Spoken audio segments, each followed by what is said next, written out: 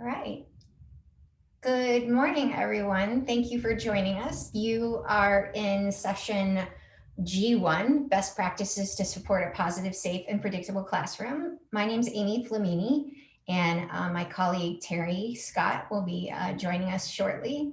He's from the University of Louisville, kind of well-known guy among people who think about classroom practices. So it's an honor to be able to present with him today.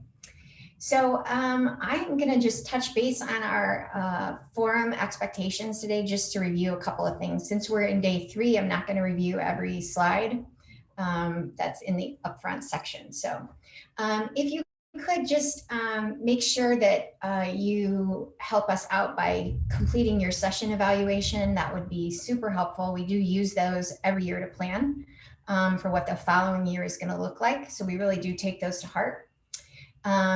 It's interesting that it says limit distractions on here because we're in the middle of a thunderstorm in central Illinois, so you may actually hear some distractions. I farmed out the dogs, but I couldn't get rid of the thunder. So, and then just as a reminder, the documents, including a video that Terry uploaded, are in the Files tab for you, and that includes the PowerPoint. Throughout our time together today, you can chat with one another through the chat tab. And if you would like to send Terry and I any questions, there is a button under the polls tab for you to do that. We have 2 polls that we're going to take today and that we're going to ask you to take today. And we would appreciate it if you would just wait until we prompt you to do that. However, you can use that questions, send Terry and Amy questions poll at any time. At the end of our session, Jen Freeman will be kind of putting all those questions together and then posing the questions for us in the last 15 minutes of our time together. So our objectives for today are, they're written on the slide, but here's what I really want you to think about. What I want you to think about is, I hope that you walk away just as a reminder that there's a link between positive relationships and student success, that there is a link between the delivery of effective instruction and student success. And there's definitely a link between the learning environment and student success. And so we're going to make sure that we talk about both in-person learning environments and remote learning environments so that you will have both of those throughout our time together today. So if you would go to the polls tab and document in the polls tab, answer the question whether it's whether you are in a building or district where you are fully remote, meaning teaching all the time from home, hybrid, meaning kids are coming remote and in person, both, it's kind of the hodgepodge, in person only. And then I added one after we put the PowerPoint up, I added one where you are kids and families get to choose. So I'm going to give you just a minute to do that poll. And then Kat or Jen or Brian, who are in the background making things work, if you would let me know what that poll says, that would be great.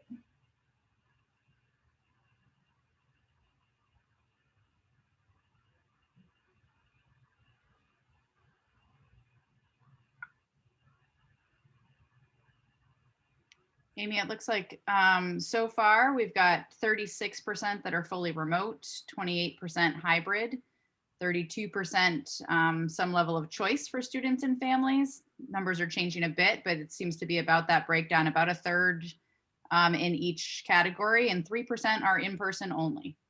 3% are in-person only. All right, thanks, Jen. So kind of an interesting mix, right? So, and the way I think about this is how it looks today may not be how it looks tomorrow.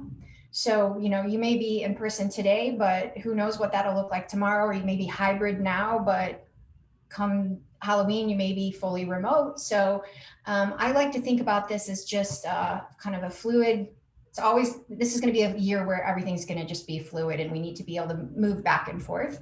And that's one of the reasons that doing focusing on your PBIS implementation is more important now than ever. I'd like to refer you to the Center on PBIS's document called Returning to School During and After Crisis. If I did my job well, it is uploaded in the Files tab. If it is not, I will make sure I get that done as soon as we're finished. But this is where a group of organizations came together to put together a document about how to help you think that through. So I would really encourage you to take a peek at that if you haven't already. So you kind of wonder, right, sometimes, so there's so much going on. We're asked as educators to do so many different things. How is it possible to keep your PBIS implementation relevant, continuously relevant, during this landscape where everything is changing all the time? And so what I'd like to call your attention to is that it is really relevant, maybe more now than ever, because this is how you can organize your work. You can organize your classroom practices, you can organize your PBIS implementation. So this slide is probably something that you've seen before, the data, practices, and systems slide. So when I train with people, one of the things that I want them to walk away with is that if somebody stops them in the grocery store at the end of the day of a training, and somebody says, what's PBIS and what's that about? That somebody could say, oh, that's because we want to work so that kids are socially and emotionally competent, can achieve academically, and have equitable opportunities in our system. And so this is that slide that helps me demonstrate that data is how we make our decisions, practices are how we support youth, and systems are how we support grown-ups. So as you can imagine, most of us know which one of those is the hardest one. So when people say, I don't agree with PBIS, after my hackles go down and I remind myself to stay calm and cool and collected, really what I want to find out is that, do you think we should base our decisions on data? Do you think we should have different practices for every student so that we can meet everybody's needs? And do we need to have structures in place in order to support adults? So what I want to call your attention to is those three items are relevant, whether you are hybrid, remote, or fully in person. It doesn't matter which one you're in, because you still need to use data to make your decisions. You still need to have practices and strategies in place that are going to support youth. And you still need to have systems in place to support the grown-ups. So when you think back, or when you return back to your regular workday, when you're talking about PBIS implementation, I want you to remember that you are using this as the foundation of your problem-solving process. This is the framework of the work of all the work you're doing. So when you build a house, you don't buy the furniture first, right? You put the framework, you put the foundation and the framework in place so that you can know where you're going to want the furniture. So we want you to think about that this problem-solving process is relevant in every application this year in COVID world. And it's more important now than ever. So this slide demonstrates the pieces of Tier 1 implementation. And so what I want to point out to you here is that all of our work around PBIS implementation is about creating a safe, predictable, consistent environment where we can replace inappropriate behavior with appropriate skills. And we can establish and strengthen relationships, and we can use data to make decisions. So it can be really important to remember that as a Tier 1 PBIS team, that this is what the work looks like, that you need to have a team that includes leadership, and that team with leadership needs to have a clear vision of what school culture looks like and what expectations look like. And that needs to be culturally relevant, and it needs to be driven by the voice of youth and families and staff. And then we need to make sure that our rules are defined very clearly, as well as our routines. And we're going to show you some examples of that later, of what that can look like in a hybrid environment or a remote environment. No matter where we're teaching or learning, we still need to have a system for how we're teaching social emotional skills. No matter where we are, we still need a system for feedback and acknowledgement. No matter where we are, we still need to know how we're all going to respond to inappropriate behavior. And we need to use data to make decisions. So more relevant now than ever. And I want to make the connection for you that this world that we live in, this world here that we live in, is really what's setting us up to have a trauma-informed environment. So if you're not familiar with the National Child and Traumatic Stress Network, NCTSN, nctsn.org is their website. And it's a great resource about what we want our schools and our classrooms to look like to be trauma informed. And really what NCTSN tells us is that they believe we need to have a predictable, consistent, positive, safe, and equitable environment for youth who've experienced trauma. So my hope is that that sounds really familiar to you, because that's a trauma responsive environment. And so it becomes clearer and clearer that PBIS implementation is really the foundation of you becoming a trauma-informed classroom or a trauma-informed school. We want to help, it will help us maintain usual routines, which helps kids return to normal. It's where we set clear and firm limits. We really work hard to not be punitive with our consequences, where we are going to let kids know in advance, if we are able, that we're going to change our routines and our procedures, where all kids feel safe, all adults feel safe, all families feel safe, physically, socially, emotionally, and academically. That's what we are looking for when we are going to have a trauma-informed environment. So to make schools more effective and equitable learning environments for all students, we want predictable, consistent, positive, safe, and equitable environments, and that is going to be a trauma-responsive classroom and a trauma-responsive building. It doesn't mean that we aren't going to need to add some things and tweak some things, right? Like teaching kids how to regulate themselves. That's going to need to be something that we're adding when we're working with trauma, with a trauma-informed environment. But the foundation, the framework is there for you. You don't need something new and shiny at all. New and shiny is really not going to be your friend. What is going to be your friend is what we know works, which is a common vision, like George said on Wednesday, a common vision, a common language, and common experiences. That's what's going to help us. And that's what's going to help make sure that we are working in an environment that is both trauma informed and is what's best for all kids. So I'm going to point out two different tools to you.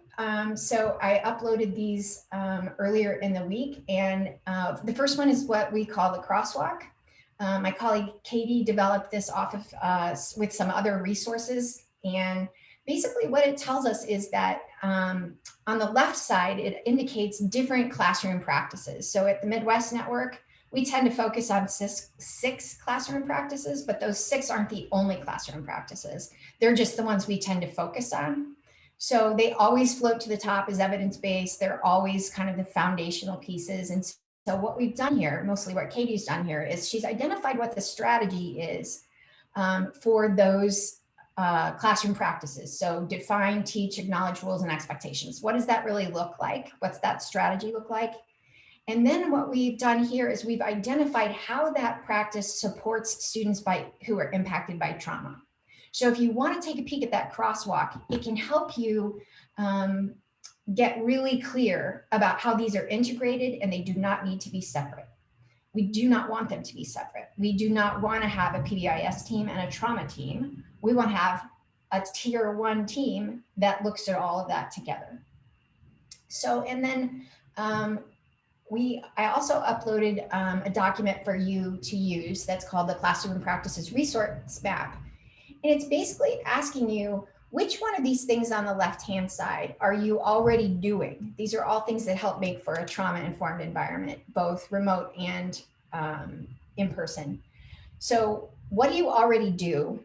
And actually, what could you do with more intentionality? Meaning I could be more mindful of how I'm using regulation strategies. Instead of them just being random, when I'm tired, I'm going to use regulation strategies. It could be that we have routines and procedures for those things. And then finally, what could you add to your classroom practices? So this is intended to just be a tool that you could use for discussion and planning with your staff. So if you could think back to the last time you filled out the tiered fidelity inventory, which is often referred to as the TFI, I'd like to call your attention to the fact that we want you to still use the tiered fidelity inventory. We want you to still be using the TFI as your guiding light for the work, whether you are fully remote, hybrid, in person, or some hodgepodge of that.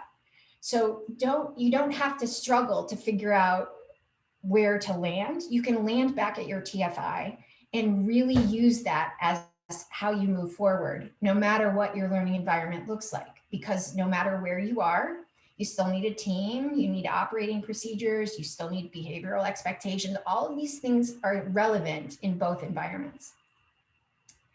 So if you could think back the last time your team filled out the tiered fidelity inventory, what action steps were on that TFI pre-COVID?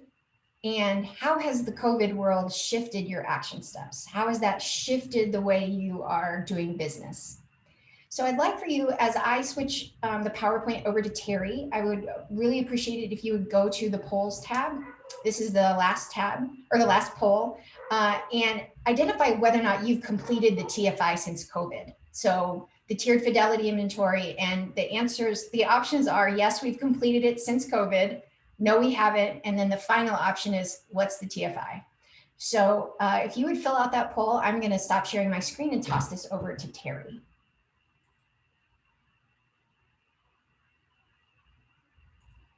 All right, Terry, you're good to go.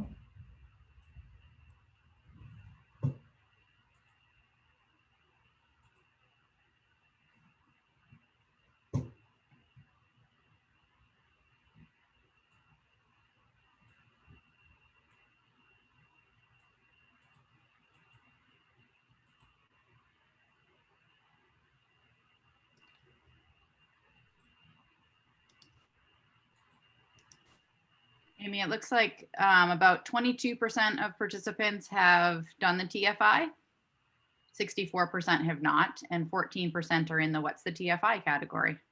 Oh, that's great news, right? If we can help you identify, if we can help you connect back to the tiered fidelity inventory, if you are new to that, that will be really helpful with your implementation. So thanks, Jen. Thank you everyone for filling out the polls, and I am gonna mute myself now so that Terry can jump in. Amy, are you seeing my slide sorter or one slide? I'm seeing it not in presenter mode yet. Not in presenter mode. There we go. There we go. Yep. All right. Thank you, Amy. And thank you all for joining us. I know some of you have had some difficulty getting in. We apologize for that. I want to speak about 2 or 3 kind of big ideas, all of them revolving around relationships, but I'm going to break it down. And I would like to start really with just the idea of relationships.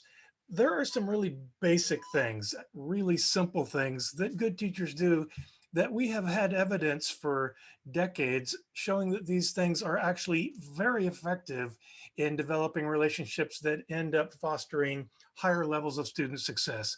Simple things like greeting the students on the way in the door, taking advantage of the opportunities you have throughout the day to chat with students, to get to know them a little better.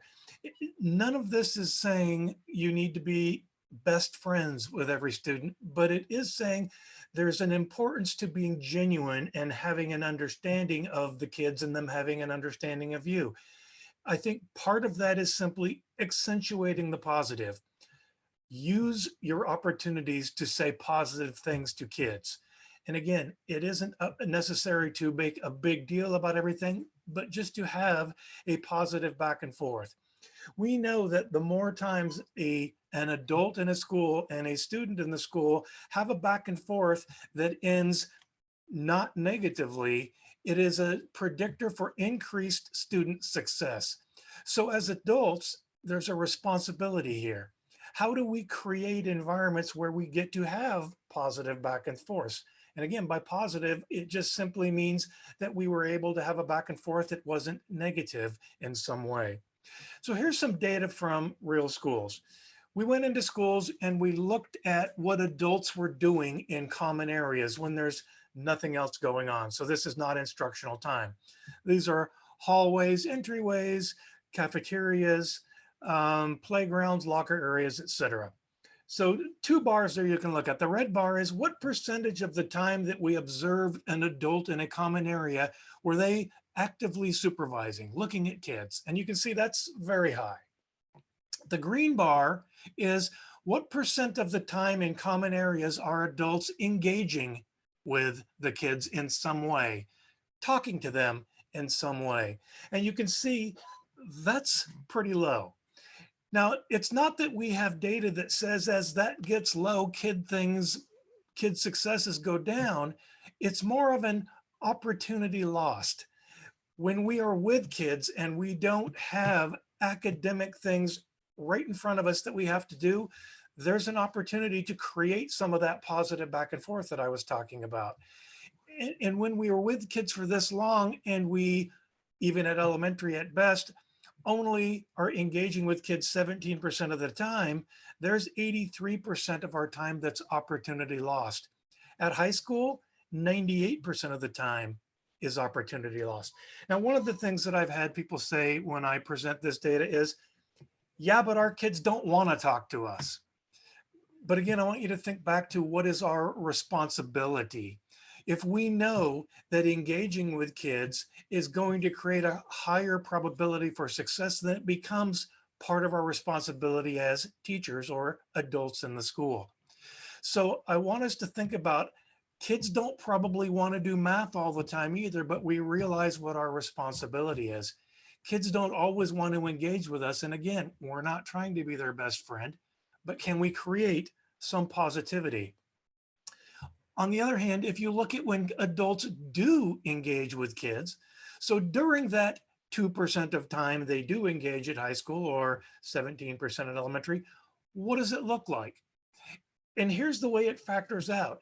At every level, when adults talk to kids, it's generally feedback, and it's far more likely to be negative feedback.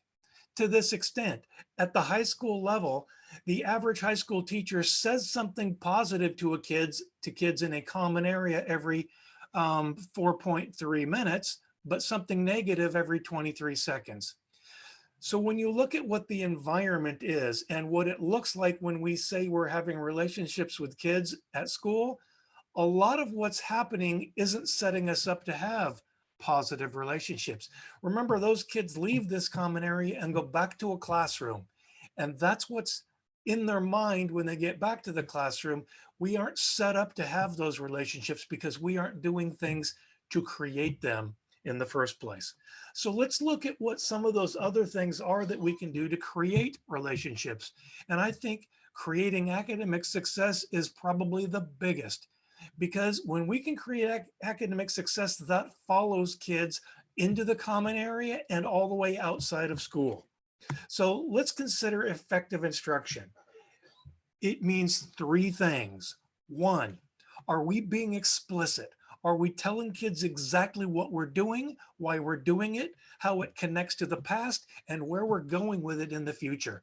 A whole lot of those things that we consider to be culturally responsive fit right here. What does this mean? How do you make it make sense for the kids you're talking to? What are the examples you'll use to make it real for them and where they live and where they come from? This is a really important part of instruction. And what we're finding is that in a lot of schools, they don't use explicit instruction.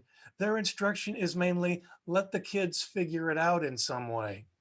It's incredibly clear in the literature, in our science, that we get a bigger bang for our buck. Kids are more successful when we're explicit. And that goes the same for the rules as it does for academics. Second, engagement. Are we doing things to engage the students? Back and forth again, that's part of a relationship. But more than that, it's, are the kids having to simply sit and listen while we're delivering the content, or do they have opportunities to engage with us? Now later, we're going to have practice and projects and things, and the engagement's built in there. But while we're being explicit, we have to create that engagement. And third, kids get lots of chances to practice and get lots of feedback. If feedback isn't more success positive than negative, it means we're not doing enough with 1 and 2, and we need to go back and rethink those. So I like to think of it like this. When we create effective instruction, we create success. When kids are successful, they report that they like their teacher more and they like the content more, which means they're more likely to want to be engaged in instruction in the future, which makes it even more effective. Effective instruction creates a positive relationship. So here's what we know. If you go out and look at teachers and just focus on those 3 things, the degree to which they are actively teaching, talking to the kids, engaging the kids. Second, the number of times they say something to the kids that gives the kids an opportunity to respond. And third, the number of times they use positive feedback. So if you look at, as we've done, tens of thousands of teachers doing this, and you can break it up into clusters. So think about 3 clusters of teachers in terms of those 3 things: high, medium, and low. Here's what we know. If we go into a classroom and watch a teacher teach for 10 minutes, if the teacher we're watching uses those 3 things in the lowest third of all teachers, you can predict right now, watching for the rest of that class period, the kids are 27% more likely to be off task and a whopping 67% more likely to be disruptive. And it boils down to this. There is nothing you can look at that's a better predictor of kid behavior in the classroom than what the teacher is doing with instruction. Now, if I know a bunch of kids and I know that kid has problems every day, I can predict a single kid better by knowing their behavior in the past. But if I don't know where the kids have been in the past and where they are, my best predictor for their behavior will be what the teacher does. And in fact, we know at the school level, the more teachers at the school, in the school, use group OTRs, meaning opportunities given to the whole class, and positive feedback, the less we're likely to see suspensions. And the more we're likely to see academic success rates go up in both reading and math. So again, things teachers do in the classroom during instruction are things that create kids' success. And kids' success is something that helps build the relationships. So let's look at the third part, which is we're going to call creating positive learning environments. But essentially, it's classroom management, which cannot be divorced from relationships or instruction. So here are 3 big ideas, 3 or 4 big ideas for the environment. 1, schedule yourself for success. Be consistent. Consider the arrangement of the furniture and the kids in your room and consider active supervision. Let's start with scheduling. What we know is the more consistent your schedule is on a daily basis, what you do, when you do it, how you do it, the order in which you do it, the better in terms of predicting kid success. Now, clearly not every kid needs a whole ton of structured consistency for the schedule, but a lot do. Being more structured and more consistent doesn't harm anybody, but there are kids that absolutely need that level of structure. So consistency is something we want to strive for. How much consistency you need depends upon the kids in your room. But again, you're likely to need to be as consistent as the kid in your room who needs the most consistency. So I want you to think also about making that formal. My first job teaching was in a lockdown facility. And I found that if I said, here's what we're doing next, and the kids thought I was making it up, they were going to argue with me about it. But if I wrote it on the board and we did it the same way every day, if I said, hey, it's 9:40 time for math, they'd still groan. And I would just go, yeah, no, I don't want to either, but it's 9:40. That's what we do. And I found that the kids, if they thought that was the schedule, I'm sorry, my cat just stepped on the keyboard and created music. Where was I? Something about the schedule. If the kids think the schedule is something that's set, they don't argue with you as much. For everything on that schedule, there should be a set of expectations. So we know it's music time. We know it's hand washing time. What do we do during that time? That's been taught explicitly. We've given them opportunities to ask questions and engage with us, and we've practiced and given feedback along with that. So we're going to also want to think, how long can each piece be before it stops working? And if it's going to be different, explain it ahead of time. Moving on to physical arrangements. The big idea of physical arrangements is arrange your room and move yourself around. You want to have proximity, but you want to move around and arrange your room in such a way that you can always see anybody in less than 1 second if you want to. Now, I'm not looking at every kid every second, but I'm moving enough and my head is swiveling and things are in the right places that kids know there's a good chance I will see them in less than a second. And that's prevention. If kids don't believe he's not going to be looking for a long time, they're far less likely to try something. When they're less likely to try something, I have more opportunities to say, wow, I'm impressed, great job. I create success opportunities through what I do with my arrangement of the environment. And through creating those success opportunities, I give myself opportunities to have more positive back and forth with the student.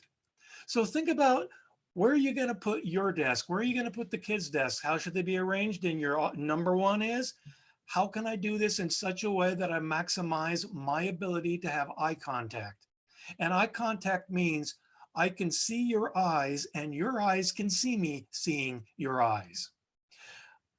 I want to talk next about arranging the kids' desks and where you're going to put the kids. I am a big fan of assigned seating, and here's why. When I can control where kids sit, I can control probabilities for success. So what I'll do is, after being in a classroom for a couple of days, when the kids come in, I say, hey, look up here on the board, find a desk with your name on it. That's where you're sitting. And here comes a lie, but I lie about this. This is completely random. I'm doing this just so you can all sit next to different people. Well, this isn't random at all. It's very carefully thought out. Now, what I do to keep kids doing this is I have to set it up so that they continue to think it's random. If I don't let them think it's random, if I have to change where Billy's sitting tomorrow, Billy's going to argue with me about it. But if on a regular basis I randomly change things, then on the day that I need to change Billy's seat, I can just go, hey, randomly, I'm going to draw some numbers and change some seats today. It's not really random. I'm moving Billy because I need to move him, but Billy will have a far greater likelihood of accepting that move if he doesn't think that I'm doing it to him. So once in a while, I move a couple kids that have never had a problem, but I'm setting the tone for the class that movement is something we do. But again, it's not really random. It's very purposeful in my mind. Where do I set these kids where I know they're less likely to have issues, so I'm more likely to say, good for you. So let's look at some real arrangements. This is a classroom with rows. The yellow stars are kids that are having problems. Now, what I want to think about when I go into a classroom is active supervision. And active supervision means eye contact, head on a swivel, moving. I want to make eye contact with every kid as frequently as possible. But I also like proximity, so I want to move through the room. So I like to think, how could I move through the room and literally touch the desk of every kid? Well, that gets hard when you have these spread out environments. The red dots there give me a pathway to touch every desk, and I could do that. But I'm probably not going to take that exact pathway very often because it's a long pathway. And it's a lot to think about as a teacher. How do I make that exact pathway? But once in a while, I want to get in there and do that as much as I can. Next thought is, where do I put the kids who I think need me more?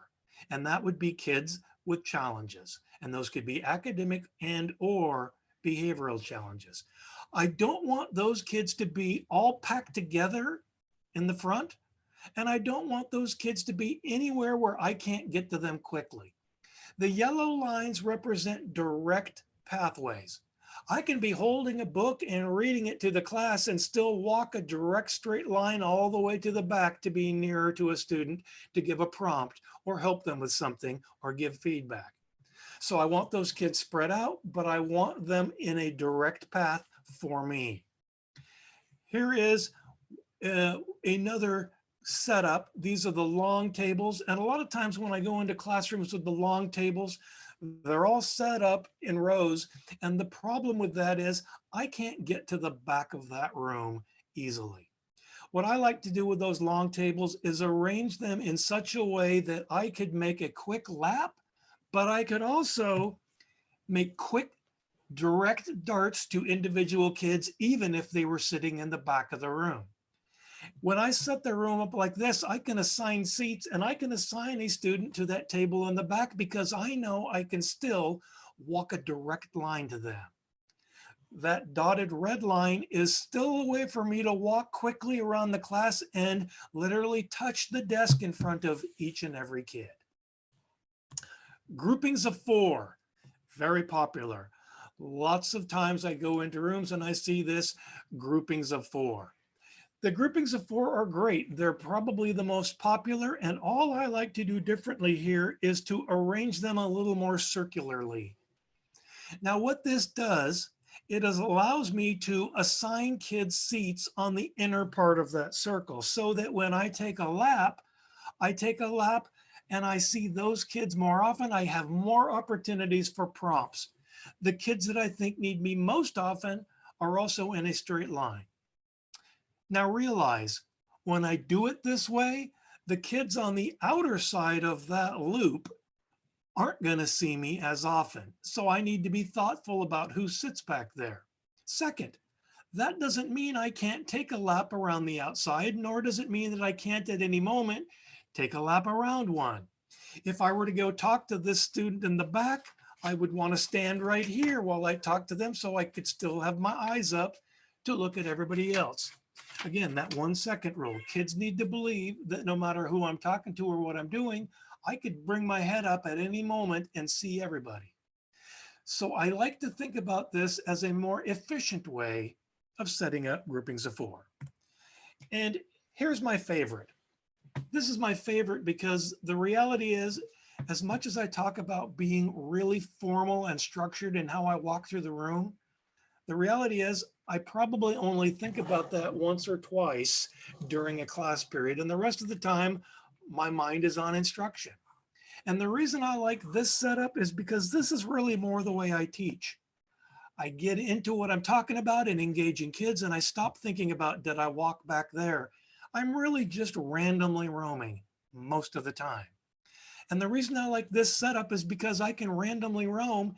And while I'm randomly roaming, I'm still having proximity to kids on a regular basis.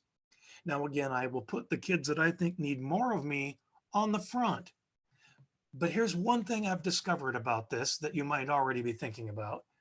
When I put kids in the front there, when I'm talking, they have their back to me. So this is better for group work than for my instruction to the group. But what I've started doing with this is when I have this set up, I just simply teach to everybody up front. When you hear the signal, everybody turns their chair and faces me. I give my instruction. We have our back and forth with our OTRs. I give lots of feedback, and then I can put them back in their group work.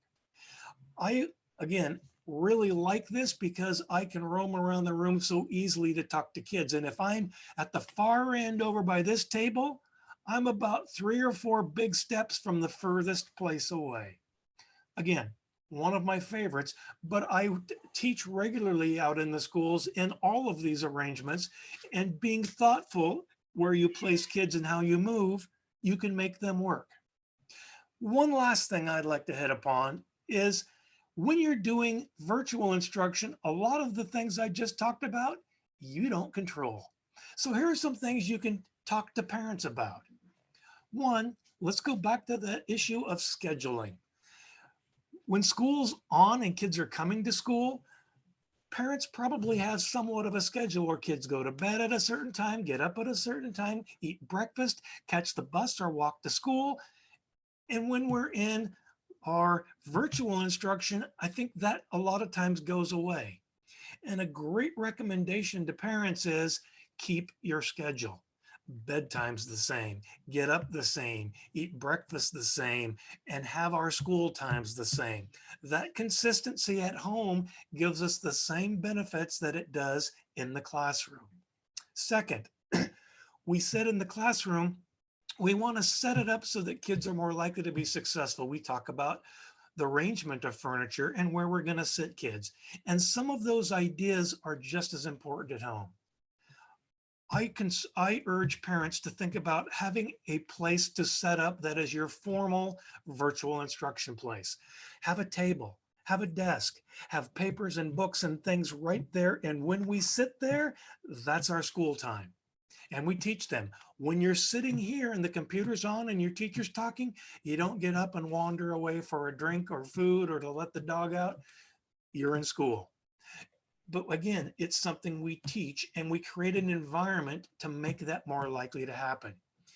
Now, when I've talked to sometimes people about this, they'll say, well, we don't have a desk or we don't have a formal place.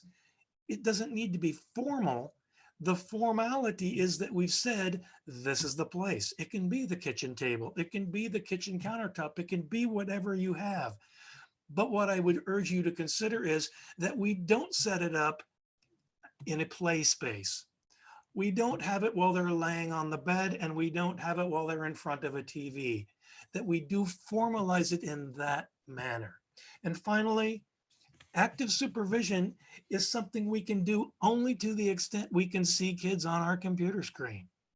But we should be urging our parents, if you can, be within earshot. Hear what we're saying.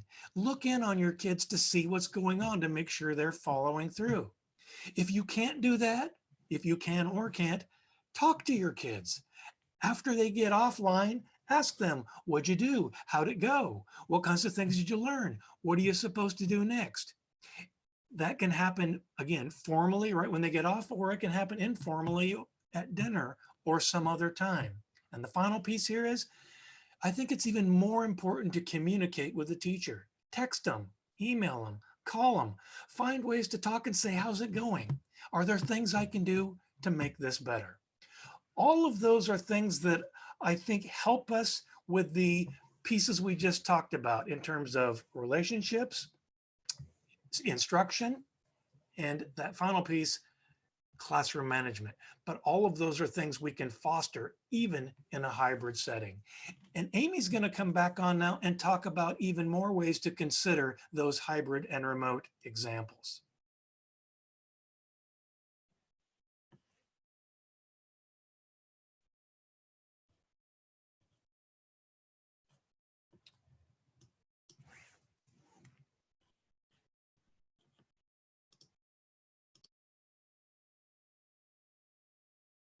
All right, Terry, are you seeing the correct slide?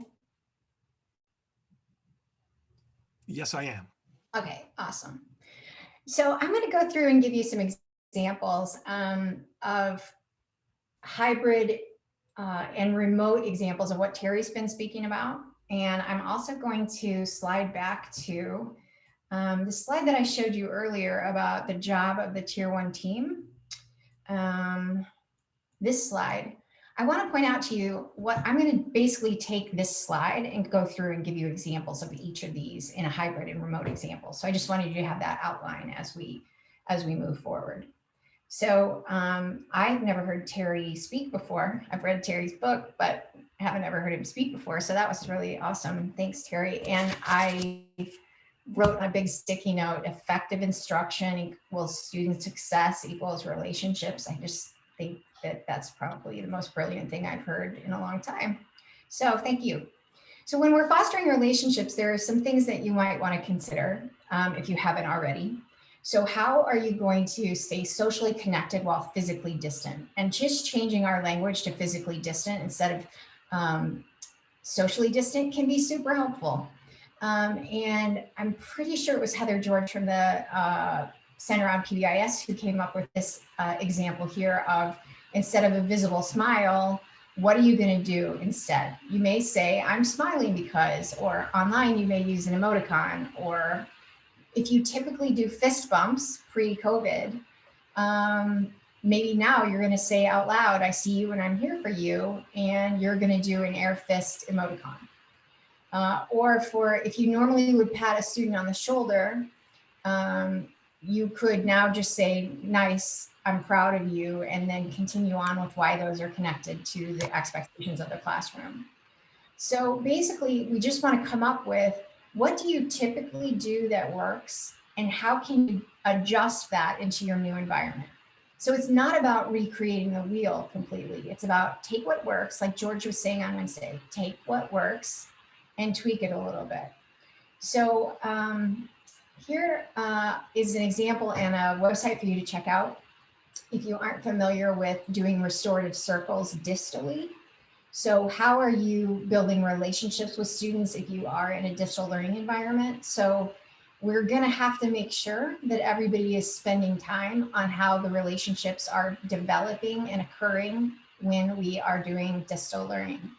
So if you are interested in any restorative practices tips, there's a few resources for you in here. But what I want to make clear to you is you can do restorative circles online. And it can be done, and it can be done really well, and it can be done, and it can be effective. So if you would, in chat, I would love it if you, I'm sure that you all have a wealth of knowledge about how you're building relationships with your current learning environment. So would you share in chat, in your Pathable chat, one way that you're focusing on connections and relationships in your school environment?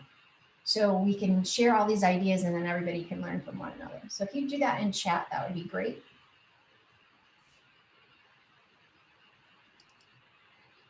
So one of the things that we think about when we're creating academic success goes back to what George said on Wednesday, which is common vision, common language, and common practices, or common experiences or practices. And so what we want to think about, no matter what environment we're in, is how are we being consistent? How are we being consistent with our language?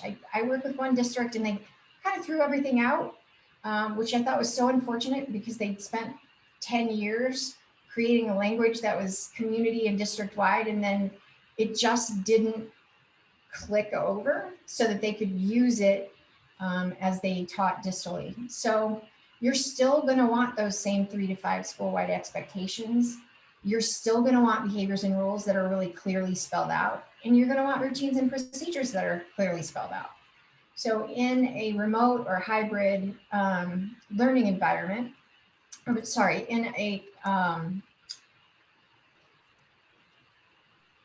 in-person learning environment, we're going to have this, what I just showed you, 3 to 5 overarching goals, specific tasks for students, specific routines and procedures. You're going to want those 3 to 5 school-wide expectations to remain the same if you are remote. You're just like if you're in person, you're going to want to review those regularly, and you're going to want to do that whether you are in person, hybrid, or all remote. And you're going to want to make sure that you're reviewing the matrix regularly. So the matrix is a pretty fluid document. And I think if COVID hasn't taught us anything about our matrix, it's that. But this has to be fluid. We have to be adjusting to our current context.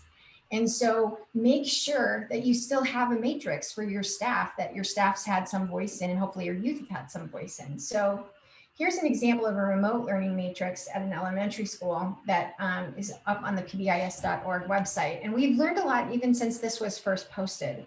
So you see here is the routine of what we do when we enter class, what we do with group instruction, one-on-one, and small group activities in breakout rooms.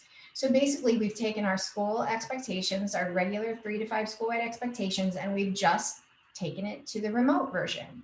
So one of the things I want to point out to you that we, I think, are moving in a little bit more flexible direction is that it's not always imperative that you have the video on at all times. There are some kids who need to not have their video on at all times for reasons beyond us and beyond our control. So I think there needs to be some level of flexibility about whether or not we have videos on all the time.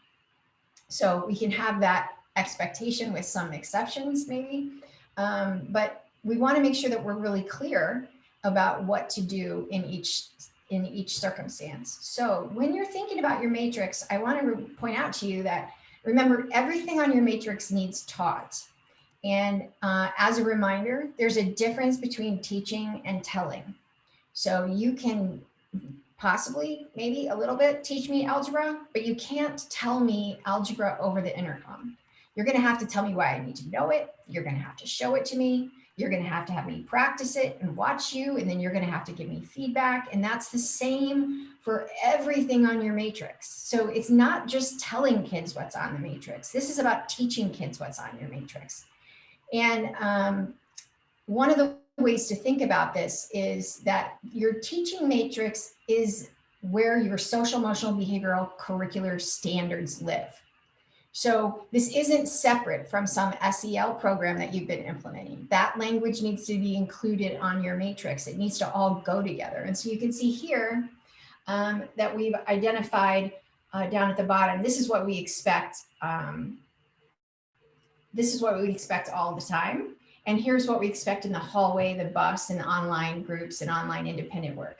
So I have a nephew who's 10, and I'm thinking that no one really explained what the online independent expectations were with him, because I'm pretty sure he was on a tractor last week on online day.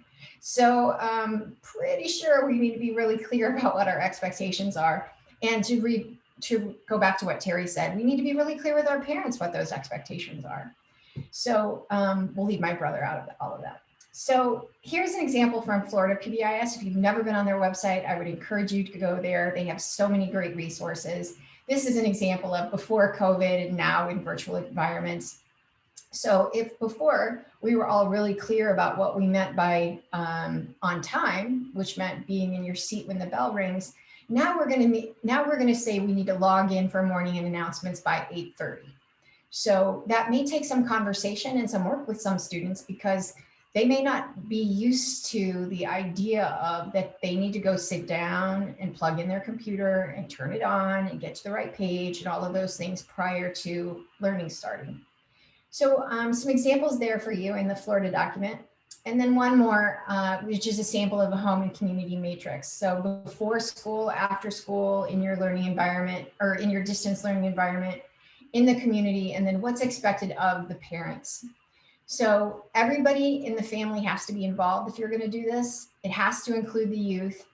As a family, there needs to be some decisions about how you're going to disagree and agree. And then everything should be acknowledged and looked at regularly. So when we are, so if you think back to that slide I showed you about the Tier 1 team's job, when one of those boxes was about preventing and responding inappropriate behavior. So what we would think about is, what's our T-chart, or what's office managed and classroom managed? What does that look like in a remote environment? So it may need to be modified to, what does the teacher always take care of? What's an always call to a clinician? What's an always connect to the principal? So it might be a 3 chart.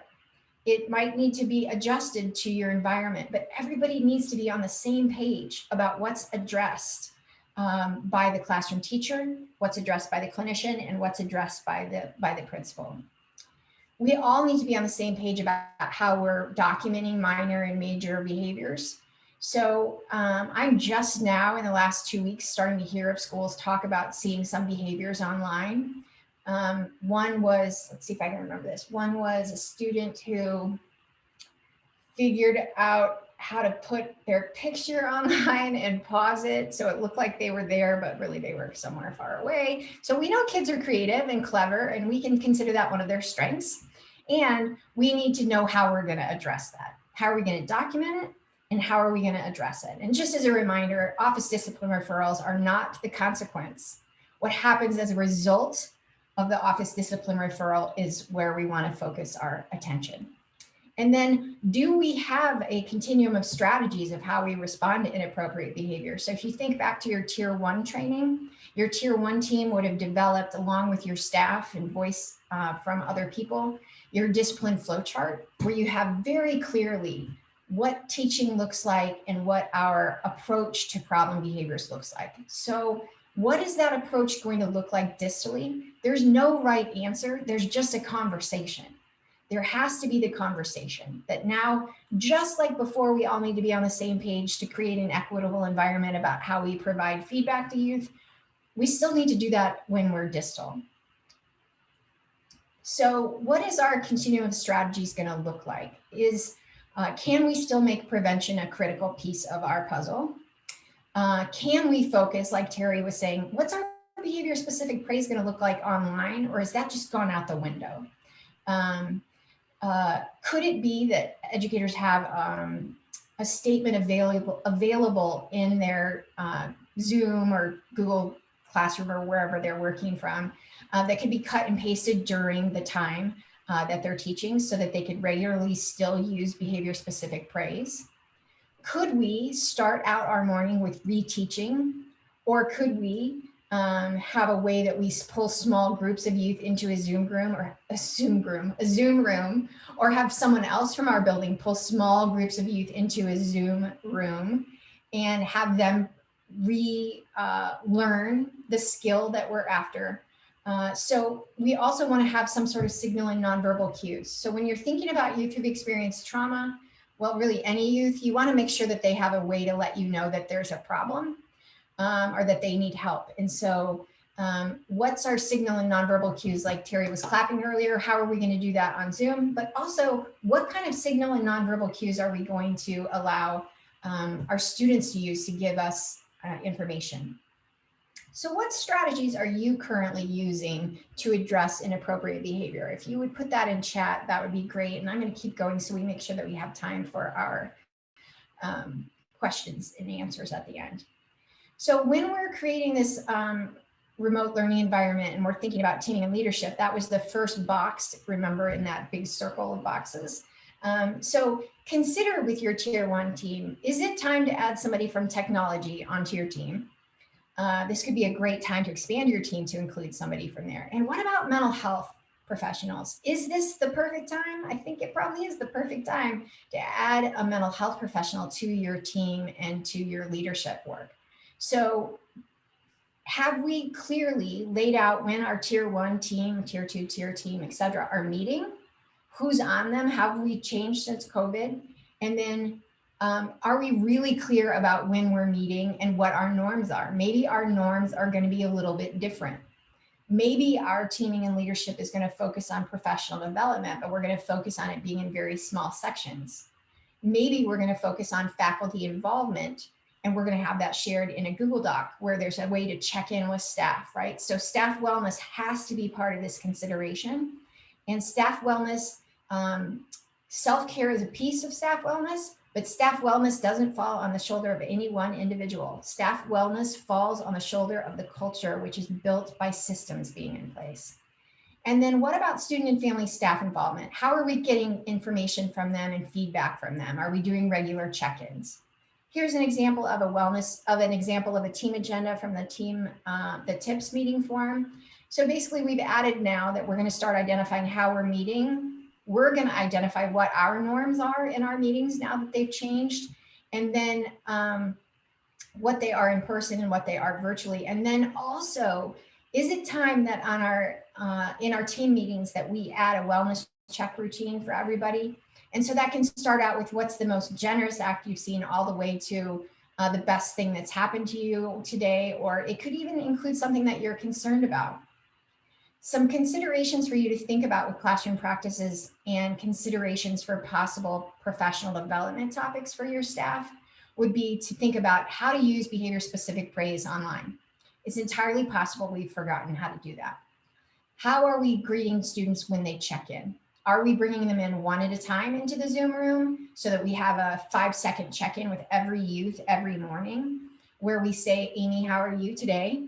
And then the student has the opportunity to say, hey, I'm not good, I need help, or I can say I'm fine. And maybe it's a way that we can continue to help build relationships by how we bring them in. And we might need to teach our staff how to do that.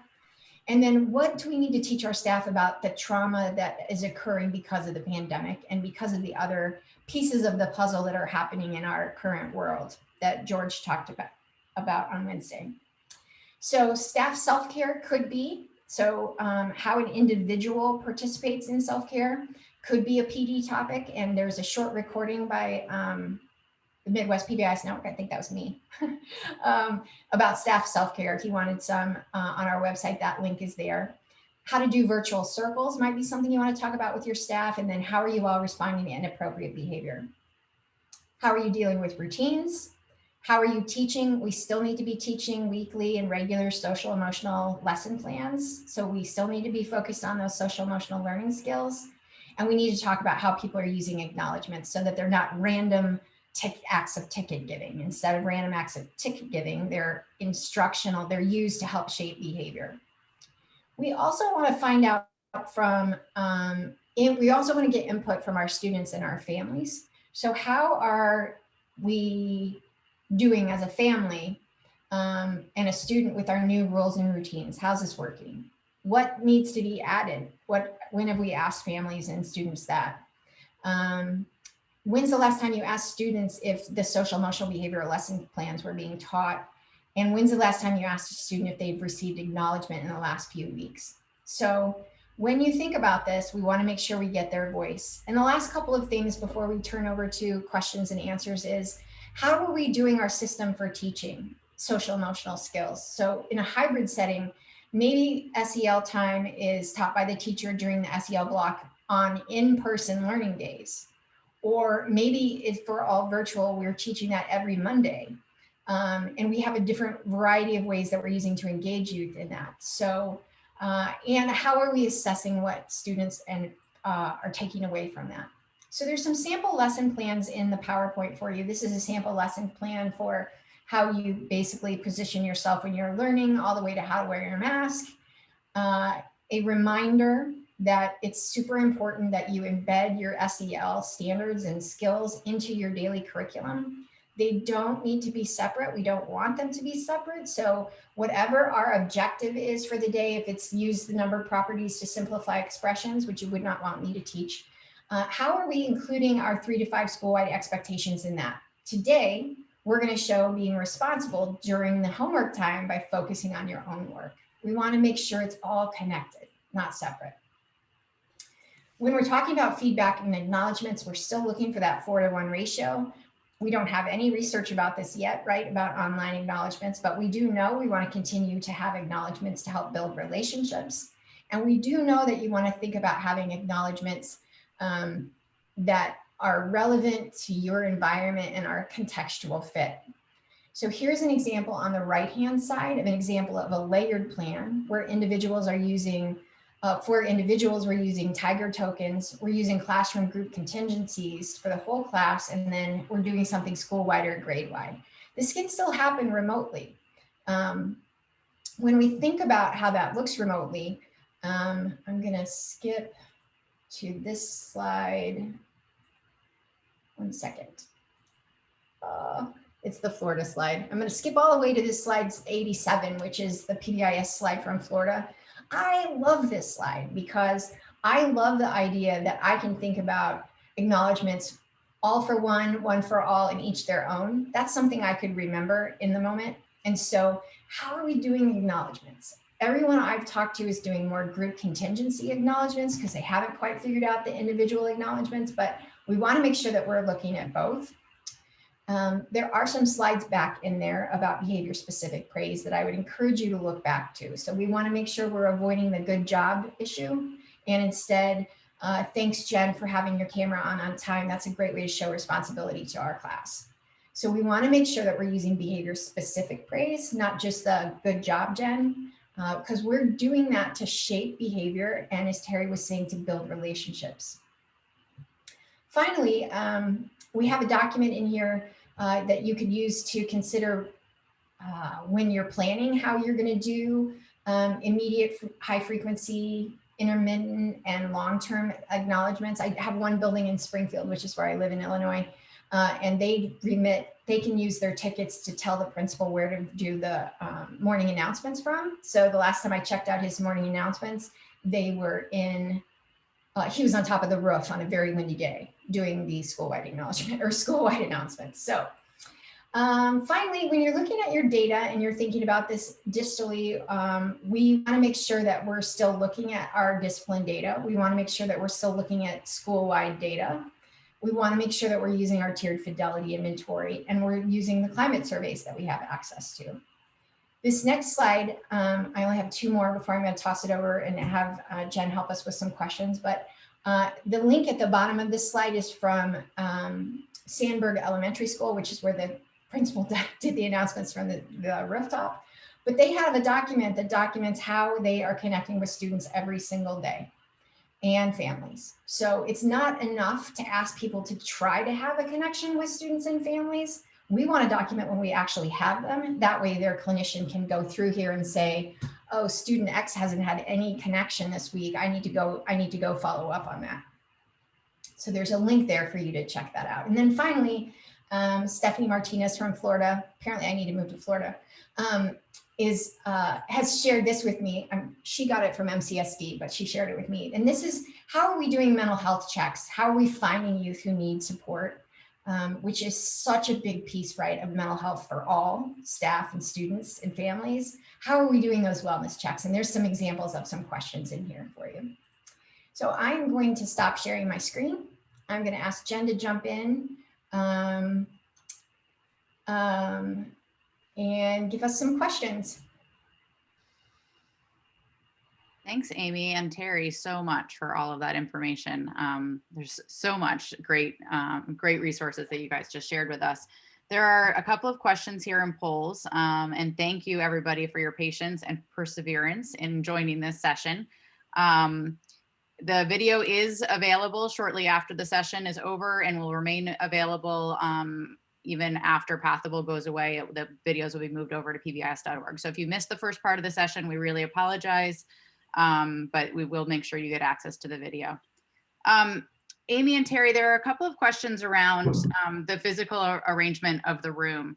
And, you know, Terry, in particular, I think, what do you do if a student calls you out on the fact that it's really not random and they're always close to you? How do you handle that? I think if a student's going to call you out on that, then that's a private discussion to have with the student.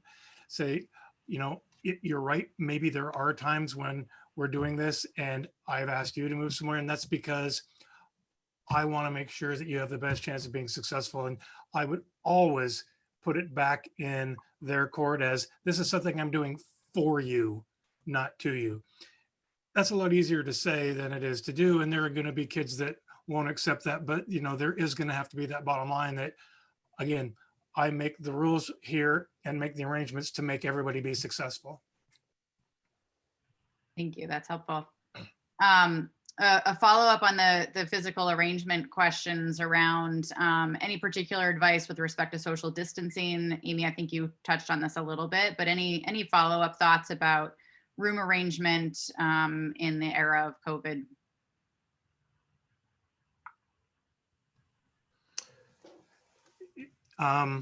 It's a math problem. 6 foot in diameter, square feet in a room, how many kids can be in there? I mean, social distancing isn't that complicated, but when you try to put more kids in a space than can accommodate the distancing, then it becomes a problem. So I think room arrangement is probably something that is can be figured out just by looking at who you got in your room and what you're doing. Again, the bigger question is what happens when you are assigned more kids than can actually be distanced in a space. And I think that's an administrator's issue. Jen, I would throw in on top of what Terry said, to not underestimate that you can teach youth how to socially distance. To be physically distant. You can actually teach kids how to do this even when they're tiny. You can teach them how to do it. You can teach them that skill like you would teach them how to disagree with a grown-up skill, right? So teach them, acknowledge it, reinforce it, you know, do all those same things, but with the skills that we need them to learn for COVID. Absolutely. Yeah, great reminder. And we're seeing so many examples of kids who are mastering this even better than many adults. So for sure. Here's one, maybe for either of you, just about how do you present this information to secondary teachers who may be less receptive to some of this? What's your advice for bringing some of this back to a middle school or high school environment? You want to go, Terry, or you want me to go? I was waiting to hear your answer so I could say yeah. Okay. So I think whenever I work with middle school and high schools, which I get to do quite a bit, I think that we have to find out what it is that the teachers and the students are concerned about and make that drive all of our decision making, including and parents too, but especially students and teachers at the high school level. What is it that they're worried about? What is it that's getting in their way? And what can we do to support them to make them successful? And with classroom teachers, it's what's getting in their way of doing instruction. And at the end of the day, all roads lead back to relationships in my mind. So what are we doing to help them build relationships with students when they're distal, when they're not together? So that's where I go. Like, what is it that's getting in their way of instruction? And what do kids tell us they need to have for support? Terry, do you have anything to add to that? Or Jen, you're a high school guru. Anything else to add? I was going to say I agree no matter what you said, but what you said was brilliant, perfect. I wouldn't have thought about it that way, but I think that's exactly the way it should be thought about. Yeah, I would agree, Amy. I always start with what are the challenges that you as a high school teacher are facing, and how can we help you solve those? And it often comes down to things that are getting in the way of being able to do good instruction. So yeah. There's a couple of questions. Sorry, go ahead. I was just gonna say, I don't think we could have planned it better that there was thunder in the background at my house and there was a black cat that kept appearing. I know. Well, happy Halloween, everybody. Right? Sorry, I didn't mean to interrupt you. No. There's a couple questions both in the chat and the polls around the use of reinforcement and rewards, particularly in a virtual environment. Thoughts or advice or resources on that? I think the slide from Florida that Amy showed was a really good resource for thinking through that. Even in the classroom, verbal acknowledgement is the thing that we should be using the most. So I don't really see that changing when we go to the virtual environment. But again, the things that Amy talked about in terms of being able to set up these kind of group contingencies and other things, again, those really aren't a lot different from what we do in the classroom either. They're just tweaked a little bit for the virtual environment. But that slide was very helpful. You know, I think that you don't ever underestimate asking the students what they want that to look like, whether that's little kids or big kids, right? They probably know what they want that to look like. Do they really want to all work towards a dance party?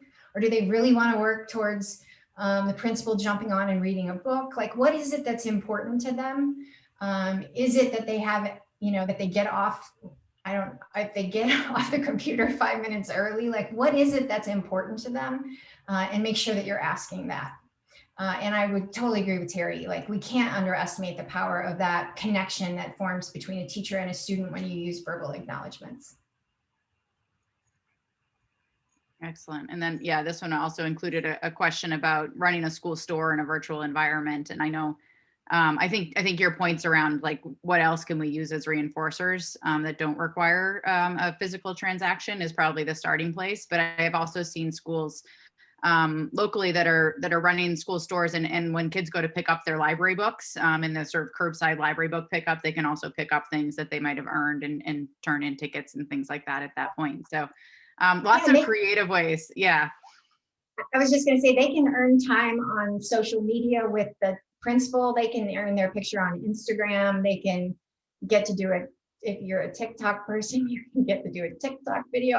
I'm not a TikTok person, so I don't really speak about TikTok, but you can really engage them with what they're doing, and you can connect it to how they feel about school. So one of the schools that I know, they had school spirit days every so often, and if they wore one of their school shirts, which they all had, and then took a picture of themselves. Then that got posted online, and then everybody got to see their photos. And it was just a really cool thing that they figured out how to do virtually. Awesome. I'm not seeing other questions in the polls. Do you guys have any closing thoughts? We only have about a minute, I think, before they close us out, but. My closing thought is just don't throw out what you already know works. Take it into the virtual landscape. Don't throw out what's already there. Use the foundational pieces you have as your problem solving framework, and keep the bones of what you already do. Terry, do you have anything? Just that I think the research out there, all of it together, one of the things that I think everybody needs to keep in mind is that what we do when we're around kids in a school has an incredibly large impact on their future. And I think that's what can keep us going when things get tough, is that what we're doing is really making a difference, that what adults do in a school makes a big difference.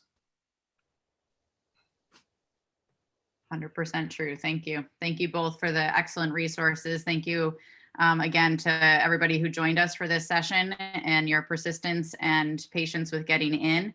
There's some great resources posted in the files, and there were some great ideas shared in the chat as well. So thank you for your participation. Thank you both. Thanks to all of you for being here. Thanks, everyone. Thanks, Jen. Thanks, Brian. Thanks, Kat. Working all the back channels. Yes, thank you. So I think I need to click leave meeting, right? Yes. Stop recording. I'm going to close it out right now. Great job, guys. I'm sorry about all the tech issue. And Jen, thanks for taking over since I couldn't even chat. So great teamwork and good job, guys. Bye. Bye. Thanks, everyone.